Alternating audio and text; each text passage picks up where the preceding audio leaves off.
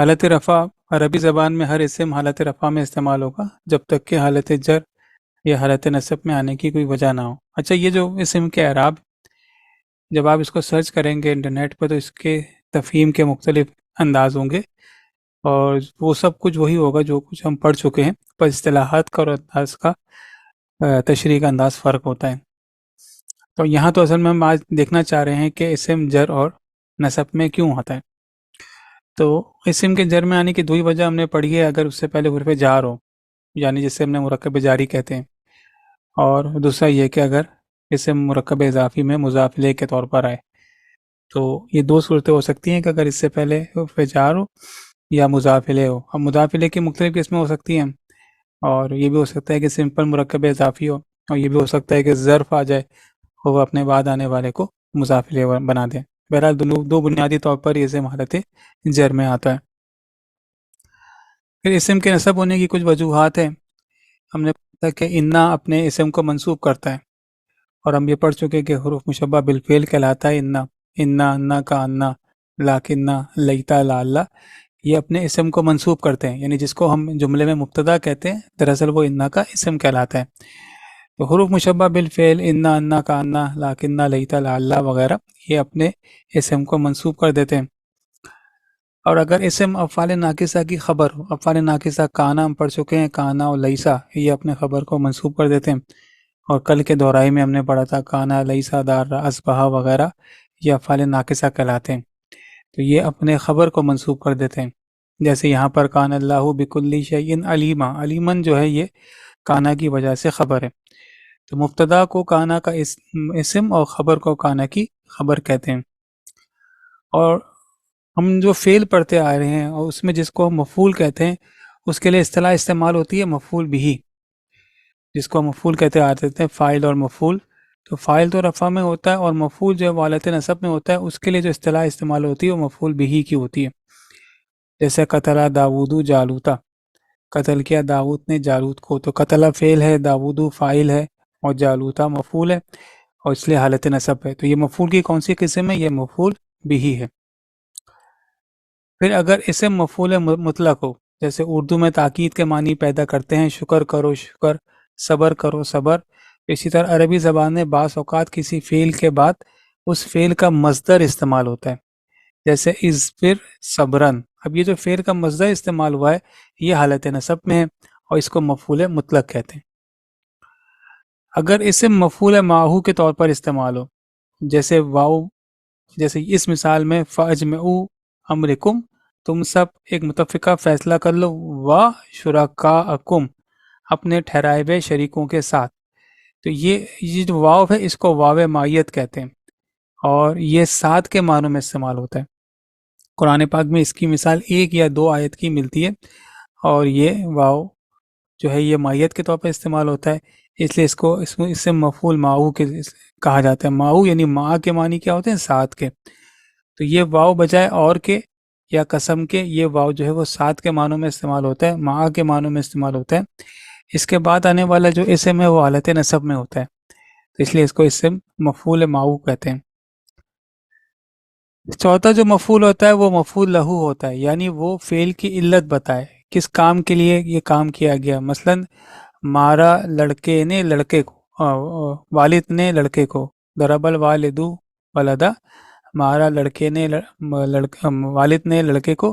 اب اس کی وجہ بتائی گئی ہے تعدیباً، تعدیب کے لیے، ادب سکھانے کے غرض سے، تنبیہ کے لیے، تو یہاں پر یہ مقصد بتایا گیا ہے، تو اس کو مفعول لہو کہتے ہیں، یعنی یہاں پہ یہ تعدیباً مقصد بتایا جاتا ہے یا کسی کام کے غرض و غایت بتایا جاتا ہے، تو اس کو یہ بھی حالت نصب میں ہوتا ہے، اور اس کو مفعول لہو کہتے ہیں، یعنی یہ فعل کی علت اور وجہ بیان کرتا ہے۔ اور پانچویں صورت یہ ہوتی ہے کہ وہ اسم جو ہے وہ حالت نصب میں آتے ہیں، اس کو مفعول فیہ کہتے ہیں یا ظرف کہتے ہیں۔ مفعول فیہ جو ہے وہ ظرف کا دوسرا نام ہے، اور ہمیں پتہ ہے کہ یہ ظرف جو ہے وہ عموماً حالت نصب میں ہوتے ہیں، اکثر یہ مضاف کے طور پر آتے ہیں، اور ایسی صورت میں یہ حالت نصب میں ہوتے ہیں۔ تو یہ چار مفعول ہو گئے جس کو مفعولین کہتے ہیں۔ پہلا مفعول جو ہے وہ مفعول بھی ہے، جس کو ہم عموماً مفعول کہہ رہے تھے جب ہم فعل پڑھ رہے تھے۔ پھر دوسرا جو ہے وہ مفعول مطلق ہے، یہ تاکید کے لیے آتا ہے، جیسے ازبر صبرن، صبرن جو ہے مصدر حالت نصب میں آیا ہے۔ تیسرا جو مفعول ہے وہ مفعول معہو ہے، اس کے لیے شرط یہ ہے کہ واو معیت ہو، اور واو معیت جو ہے وہ معا کے معنوں میں آتا ہے، ساتھ کے معنوں میں آتا ہے۔ جیسے وا شرکاء، تو شرکاء جو ہے یہ اصل میں واو معیت کی وجہ سے مفعول معہو ہو گیا، اور معہو کی وجہ سے یہ حالت نصب میں ہو گیا۔ چوتھا مفعول جو ہے وہ مفعول لہو ہے، جو کہ فعل کی علت بیان کرے، جیسے ضرب الوالد الولد، مارا والد نے لڑکے کو تادیباً، ادب سکھانے کے غرض سے، تو یہ مفعول لہو ہے۔ اور پانچواں ظرف کو مفعول فیہ بھی کہتے ہیں، اور یہ بھی حالت نصب میں ہو گئے۔ تو تیسرا، چوتھا، پانچواں، چھٹا، ساتواں، یہ جو ہے یہ 5 مفعول ہیں۔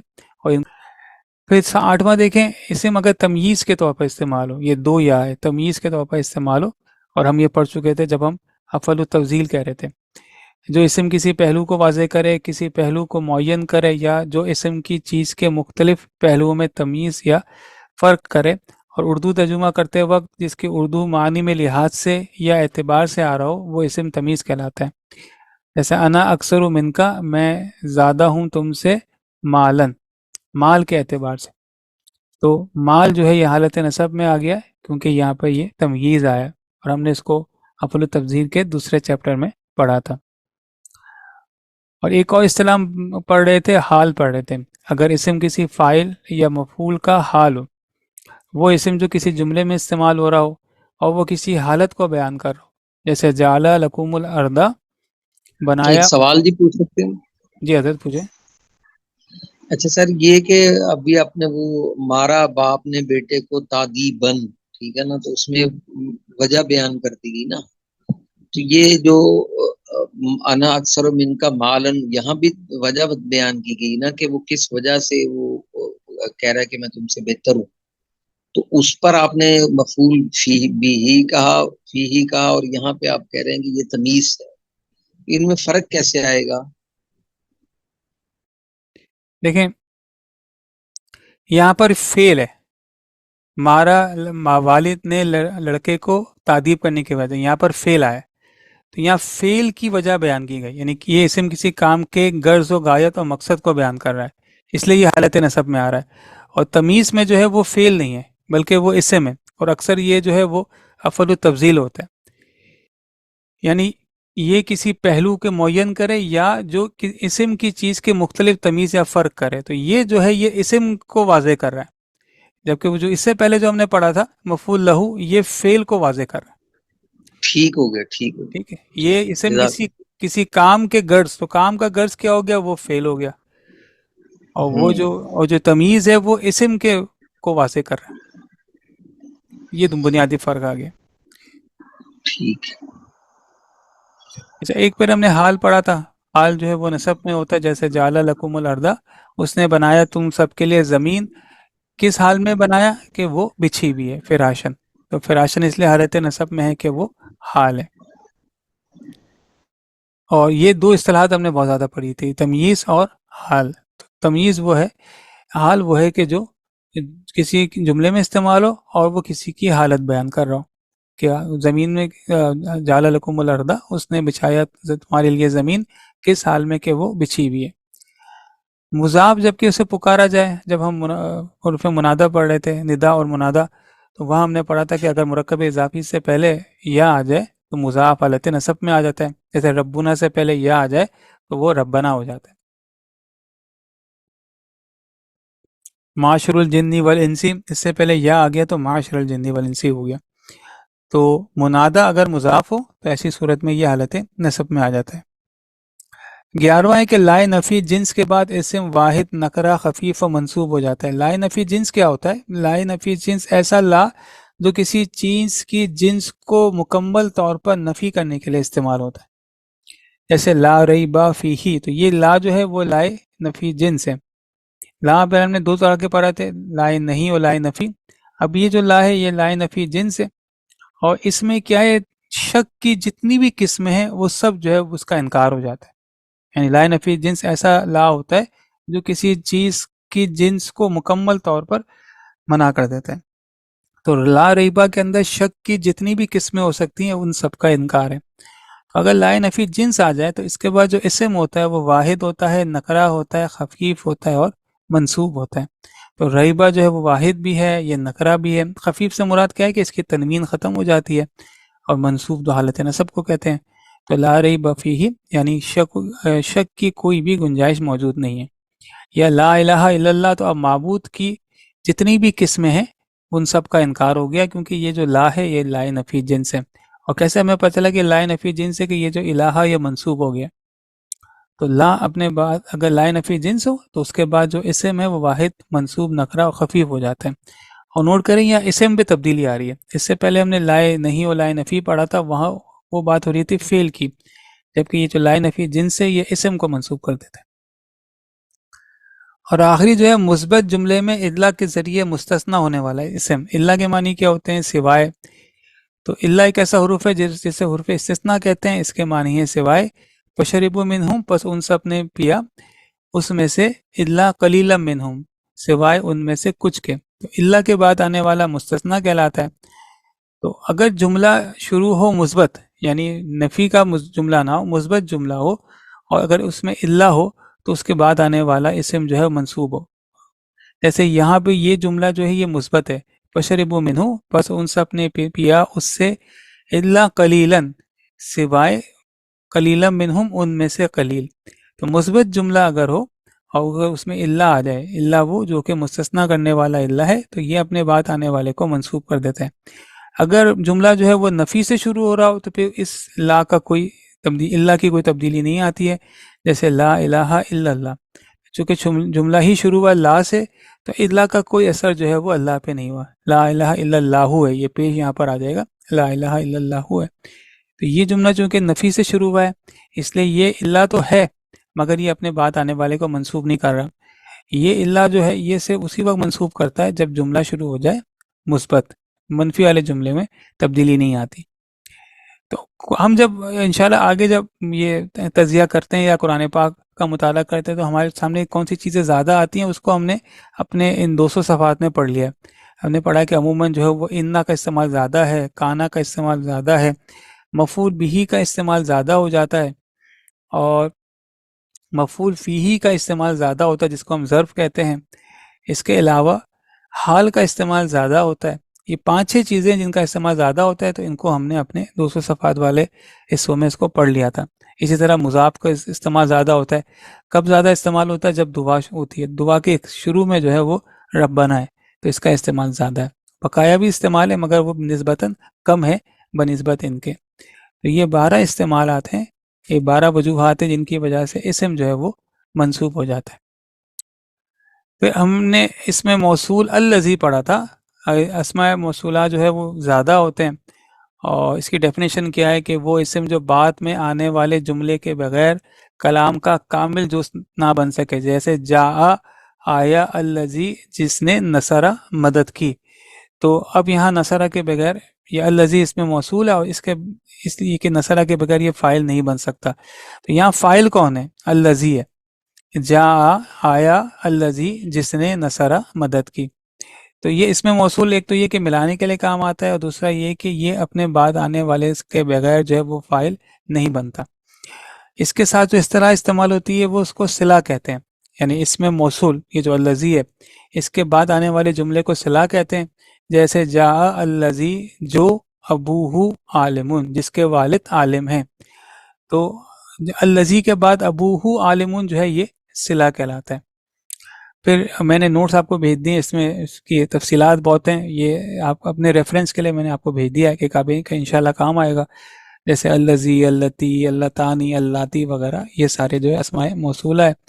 من بھی جو ہے موصولہ کہلاتا ہے، ماں بھی جو ہے وہ موصولہ کہلاتا ہے، اور من جو ہے وہ عاقل کے لیے استعمال ہوتا ہے، ماں جو ہے وہ غیر عاقل کے لیے استعمال ہوتا ہے، اسی طرح اور بہت ساری تفصیلات جو ہیں وہ اس میں موجود ہیں۔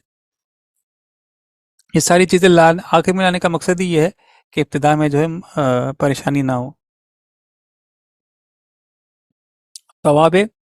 توابع کے ہم 2 مثالیں پڑھ چکے ہیں، پہلے اس کی ڈیفینیشن پڑھ لیتے ہیں۔ تابع ہر وہ دوسرا لفظ ہے جو اعراب میں اپنے سے پہلے والے لفظ کے موافق ہو۔ ہم نے مرکب توصیفی میں پڑھا تھا، وہاں صفت موصوف کے مطابق ہوتا ہے۔ ہم نے مرکب عطفی میں پڑھا تھا کہ وہاں جتنے بھی اسما ہوتے ہیں وہ ان کی حالتیں ایک ہی ہوتی ہیں، تو ان کو توابع کہا جاتا ہے۔ تو ہر وہ دوسرا لفظ ہے تابع جو اعراب میں اپنے سے پہلے والے لفظ کے موافق ہو اور دونوں کا اعراب ایک ہی وجہ سے ہو۔ مثلا اگر دونوں مرفوع ہو تو دونوں کا رفع فاعل ہونے کی وجہ سے ہو یا مبتدا ہونے کی وجہ سے ہو، جیسے جاءنی رجل عالم، تو یہاں پہ عالمون جو ہے وہ رجل کے تابع ہے، یعنی جاءنی آیا میری طرف عالم آدمی، تو چونکہ رجل فاعل ہے یہاں پر تو عالم جو ہے وہ رجل کی صفت ہے، اس وجہ سے یہ عالم رجل کا تابع ہے۔ تو تابع سے پہلے آنے والے لفظ کو مطبوع کہتے ہیں، جیسے یا رجل عالمون میں رجل جو ہے وہ مطبوع ہے۔ تابع کی جو ہے وہ آپ اس نوٹس میں 5 تقسیمیں بیان کی ہے۔ ہم نے مرکب توصیفی پڑھ لیا تھا کہ صفت جو ہے وہ اپنے موصوف کا تابع ہوتا، وہاں ہم نے آسان اصطلاحات پڑھی تھی۔ یہاں یہ ہے کہ صفت وہ تابع ہے جو اپنے مطبوع یا اس کے متعلق میں موجود معنی بتائے، جیسے جاءنی رجل عالم، آیا میرے پاس رجل عالم، عالم آدمی، تو عالم جو ہے وہ رجل ان کی صفت ہے۔ پھر مرکب عطفی میں ہم نے پڑھا تھا آسان انداز میں کہ اس میں جتنے بھی الفاظ ہوتے ہیں وہ حالت اور وسعت میں یکساں ہوتے ہیں۔ تو یہاں تو چونکہ اعراب پر ذکر کیا گیا ہے، تو اعراب میں اب ڈیفینیشن کیا ہے کہ معطوف وہ تابع ہے جو کسی حرف عطف کے بعد واقع ہو، جیسے زیدن و عالمن و محمودن، معذرت و محمودن، تو یہ جو معطوف جو ہے یہ اس کو جو ہے وہ معطوف کہتے ہیں، جو واو کے بعد آیا اور جو پہلے آیا ہے اس کو معطوف علیہ کہتے ہیں، اور واو جو ہے یہ حرف عطف ہے، تو یہ مرکب عطفی ہو گئی۔ اب آپ دوبارہ ڈیفینیشن کو دیکھیں کہ معطوف وہ تابع، یعنی یہ جو محمودن کی طرف اشارہ ہو رہا ہے، معطوف وہ تابع ہے جو کسی حرف عطف کے بعد واقع ہو، یہ واو کے بعد حرف عطف کے بعد واقع ہوا ہے، اور اپنے مطبوع کے ساتھ نسبت میں مقصود ہو، جیسے جاءنی زید و عمر، تو زید و عمر میں جو ہے وہ امر تابع ہے زید کے۔ تو ہم نے تو آسان انداز سے پڑھا تھا کہ مرکب عطفی میں جتنے بھی اسماء ہوتے ہیں وہ حالت اور وسعت میں یکساں ہوتے ہیں۔ یہاں اب جو ہے وہ اصطلاح کے طور پر اور باقاعدہ قاعدے کے طور پر بتایا جاتا ہے، اور حرف عطف سے پہلے جو ہوتا ہے وہ معطوف علیہ کہلاتا ہے، اور حرف عطف کے بعد جو ہوتا ہے وہ معطوف ہوتا ہے۔ ایک سے زیادہ اگر دو سے زیادہ الفاظوں کا مرکب عطفی میں تو پہلے والا معطوف علیہ ہوتا ہے، اس کے بعد جتنے بھی آتے ہیں ان کو معطوف کہتے ہیں۔ تو ہم نے حرف عطف 2 پڑھے تھے، واو اور او، جبکہ یہاں پر حرف عطف 9 ہیں، واو، فا، ثم، حتی، او، ام، لا، بل، لیکن۔ یہ تو 2 ہم پڑھ چکے تھے مطبوع کے ذیل میں، یعنی صفت موصوف کے مطابق ہوتا ہے، اور مرکب عطفی میں جتنے بھی الفاظ ہوتے ہیں ان کی حالت اور وسعت یکساں ہوتی ہیں۔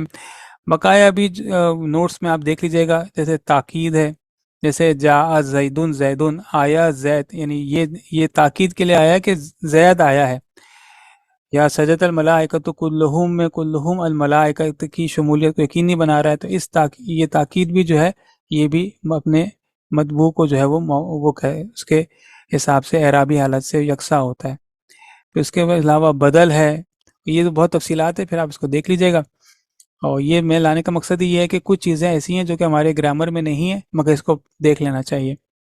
تو بدل بھی وہ ہوتا ہے کہ جو اپنے مطبوع کے جو ہے وہ تابع ہوتا ہے۔ پھر بدل کی کچھ قسمیں ہیں، بدل کل ہے، جیسے جاء زیدن اخوکا، وہ بدل ہے کہ اس کا اور اس کا مطبوع کا مصداق ایک ہی ہو، جیسے آیا زید یعنی کہ تمہارا بھائی، تو اخو جو ہے وہ زید کا چونکہ وہ تابع ہے اس لیے یہ حالت رفع میں ہے۔ یا بدل باس وہ ہوتا ہے جو اپنے مطبوع کا ایک حصہ ہو، جیسے میں نے مارا زید کو یعنی کہ اس کے سر کو، تو یہ جو سر ہے وہ زید کا ایک حصہ ہے، تو زیدن چونکہ منصوب ہے تو راسا بھی جو ہے وہ منصوب ہے۔ یا بدل الاجتماع ایسا بدل ہوتا ہے جس کا مبدول منہو سے تعلق ہو، جیسے سلیبہ زیدن صوبہ، چھینا گیا زید سے یعنی کہ اس کا کپڑا، تو یہ اس سے تعلق ہو گیا۔